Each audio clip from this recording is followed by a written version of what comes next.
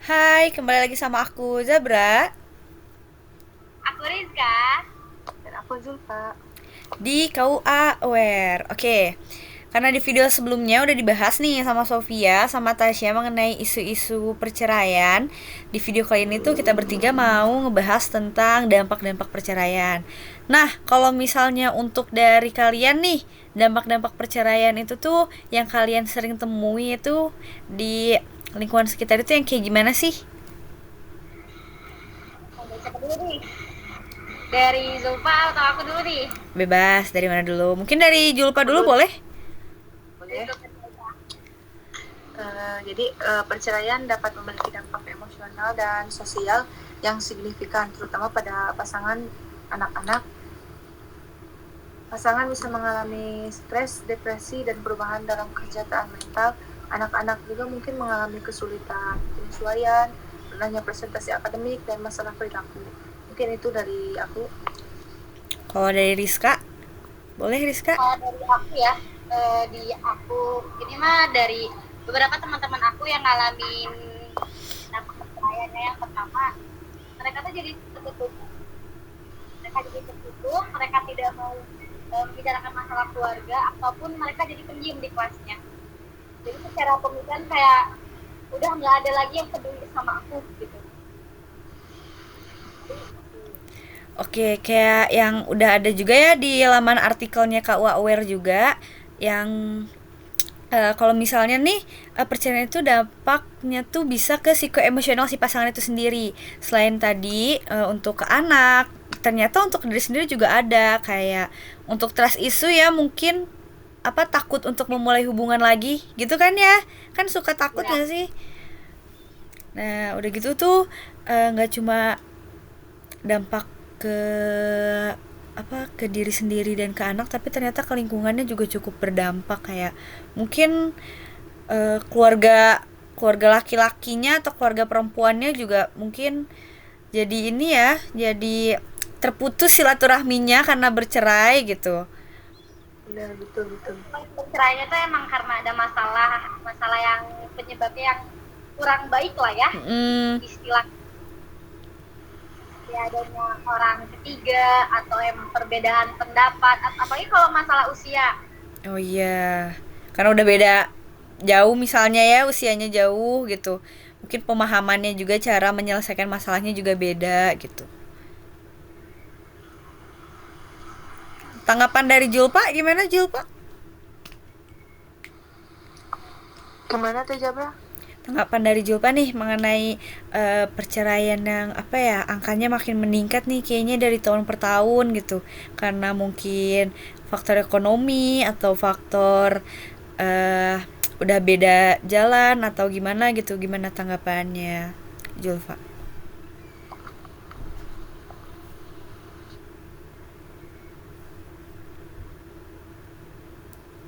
Mungkin terkendala sinyal ya Teteh Julpanya. Kalau menurut Teteh Ika gimana Teteh Ika? Tadi tuh tanya apa, masalah Gimana pandangan Teteh Ika nih mengenai yang kayak kalau misalnya perceraian ini tuh kayaknya tuh angkanya tuh makin tahun tuh makin tinggi gitu. ya. Menurut aku tuh makin tahun makin tinggi itu karena apa, karena mungkin bisa dikatakan faktor ekonomi itu adalah penyebab perceraian tertinggi menurut aku, karena kebanyakan mereka tuh yang menikah tuh di usia muda, dimana mereka kayak belum siap secara finansial, belum siap secara mental, tapi mereka sudah memutuskan untuk bercerai karena udah uh, apalagi banyak yang menikah tuh karena kayak aku ada harta warisan dari orang tua, tapi kan selamanya harta warisan dari orang tua itu tidak bisa menemani kita ya, kita Mm. juga terus biarin lagi. Pendidikan di Indonesia ini untuk lamaran pekerja itu udah rata-rata S1, bahkan di atas S1. Jadi untuk lamaran pekerja untuk anak-anak yang lulusnya SMA atau SMP itu minim, sehingga menyebabkan mereka kayak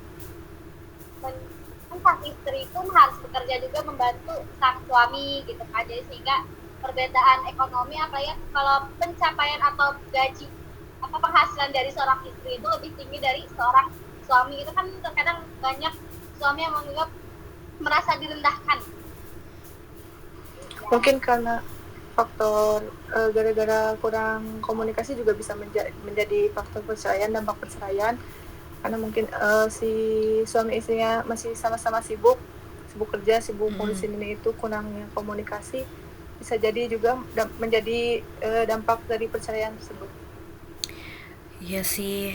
Dan tadi juga kan sempat di ini ya dibicarain di awal juga kayak kalau misalnya perceraian itu tuh gak cuma dampak ke si suami dan istri tapi juga ke anaknya. Kayak mungkin kalau faktor ekonomi ada yang memikirkan kayak aduh biaya pendidikan anak nih udah mulai mahal dan segala macam gitu. Tapi kita nggak sadar loh kalau misalnya kayak kesehatan mental anak ini juga terguncang dengan perpisahan orang tuanya gitu mungkin ya. Kayak yang tadi disebutin sama Tete Ika yang kayak misalnya di sekolahnya jadi pendiam, jadi apa tidak bersosialisasi dengan teman-temannya gitu. Nah, kalau misalnya nih kita sebagai mahasiswa BKI, menurut Tete Ika sama Tete Julfa cara menanggapi perceraian di Indonesia ini tuh kayak gimana sih, apalagi terlebih kayak sekarang tuh apa ya, label broken home tuh kayak udah mulai diumbarkan oleh anak-anak tuh kayak oh aku broken home loh kayak gitu. Gimana sih tanggapan Teteh Rizka sama Julfa sebagai mahasiswa BKI? Tanggapan dari aku nih sebagai seorang konselor, sekarang kan setiap kali ada yang mau bercerai itu kan kita ada melakukan mediasi terlebih dahulu ya. Mediasi, dan terkadang gak sedikit mediasinya itu yang gagal. Terkadang mediasi yang gagal itu ya dari kedua belah pihak yang merasa mereka tuh dirugikan atau ego mereka sama-sama tinggi. Terkadang banyak mediasinya itu yang dilakukan secara langsung berdua antara suami dan istri. Kalau menurut aku saran jadi saran beberapa konten, kalau ketika ingin melakukan mediasi itu mungkin bisa untuk melakukannya secara terpisah terlebih dahulu. Jadi kita bertanya dari sisi istri gimana, sisi sang suami seperti apa. Jadi kita bisa menemukan jalan tengahnya. Kalau dari Tete Julfa gimana? Tete Julfa pandangannya? Mungkin kita sebagai mahasiswa bimbingan konseling ya, penting juga untuk memahami dan mengenali dampak ini serta memberikan dukungan yang sesuai dan fokus pada konseling, misalnya konseling keluarga dan individu yang dapat membantu pengelolaan stres dan membimbing proses penyesuaiannya.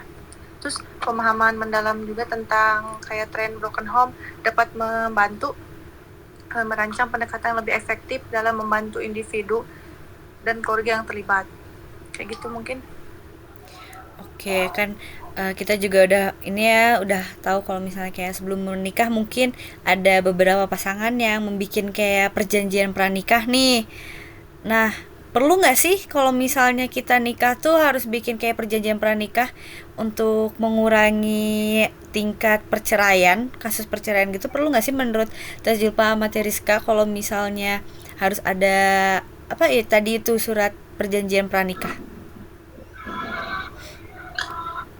Perlu sih, wajib itu kayaknya harus ada perjanjian dulu nikah ya. Jadi biar bisa jadi apa ya, pegangan gitu buat kedepannya nanti gimana, biar nggak ada yang salah ngelakuin apa-apa gini. Oke. Kalau dari aku surat perjanjian pernikahan itu kayak menurut aku tuh sedikit berat ya, karena kalau dengan kita melakukan perjanjian meskipun dilakukan oleh kedua belah pihak itu menurut aku cukup berat karena kita merasa terkekang oleh perjanjian itu. Ya, saya setuju juga tidak sih itu benernya kalau dikatakan. Mungkin lebih ke ini kali ya, ke bimbingan pranikah aja gitu mungkin, bukan surat perjanjian pranikah mungkin ya. Jadi kayak lebih dimantepin di bimbingan pranikahnya biar lebih mantep lagi untuk maju ke jenjang ke berikutnya. Oke, mungkin untuk ngobrol-ngobrol mengenai dampak perceraian cukup dulu ya. Mungkin ada tambahan dari Tete Julfa atau Tete Rizka? Udah cukup. Gimana Tete Rizka? Dari saya cukup. Oke. Cukup? Oke, kalau gitu kita bertiga pamit undur diri. Terima kasih buat teman-teman yang udah mendengarkan dari awal sampai akhir. Aku Zabra. Rinka. Kita dari KUA Aware, kita pamit. Assalamualaikum warahmatullahi wabarakatuh. Dadah.